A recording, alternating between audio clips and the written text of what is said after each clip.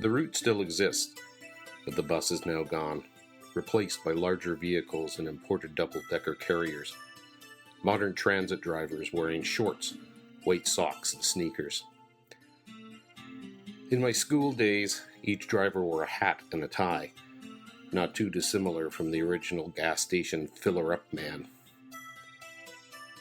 Every day, beside Central Junior High School, I waited with the crowd to catch my connection back home to James Bay. Watching the elderly board the bus, offering my seat despite the ton of homework books I would carry in my backpack, and observing the girls who I had a crush on. A full load today. Well, perhaps I can just stand beside her. It was the closest I could get without dating her. The bus would whine and start with a shunt.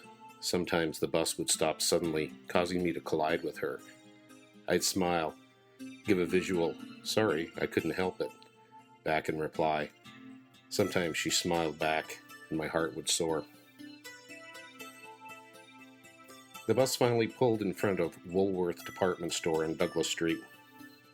Most of the passengers disembarked, paper transfers in hand, only to wait for their next bus.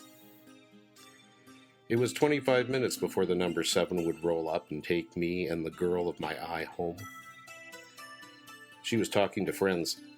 Not a good place to approach her. I stared and sighed. Time was on my side as I entered Woolworth's and headed for the basement record department. With $12 in hand, I purchased a copy of Band on the Run album, a good deal at $9.99. Feeling smug, I emerged from the basement of the store to the street and the bus stop outside. The weather had changed. It had started to rain. She didn't have an umbrella. I stared again, unable to think, yet only act like a 14-year-old male.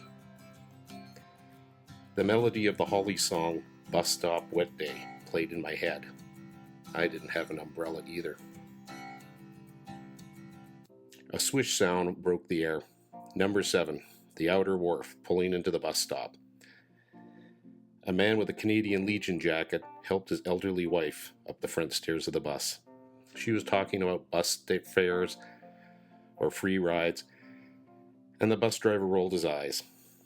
My school friends boarded, followed by my special girl, then myself. Straight to the back of the bus we raced. I claimed the back seat with my scholarly associates, while she sat 2 seats ahead with her best friend. Very soon I was mobbed with, "What record did you get?" Out from the shrink wrap, I displayed the LP. Within seconds, the edge was slit, the record was out, and everyone was reading the liner notes and the lyrics in the dust jacket. She would peer back at me from time to time, not knowing what to make of my popularity. Slowly, stop by stop, my friends left the bus one by one. The elderly couple was still sitting in the front seats, the woman still talking about free rides for seniors. I made my move and sat down beside Crystal. "Hey," she said. "Hi," I said. It felt like hours, but it was only 2 minutes. I stood up to let her move to the rear exit door. She stepped down on one step and shook her head. Strands of hair now covered her eyes. "Paul McCartney, eh?" Her voice was soft. "Cool." I sat there looking at a girl who made my heart beat so fast. "Wanna go skating tonight, at the arena?" I stated, voice very raspy. The bus stopped. Door opened. She pulled back, her hair revealing those emerald green eyes. "Sure," she said, and then she was gone.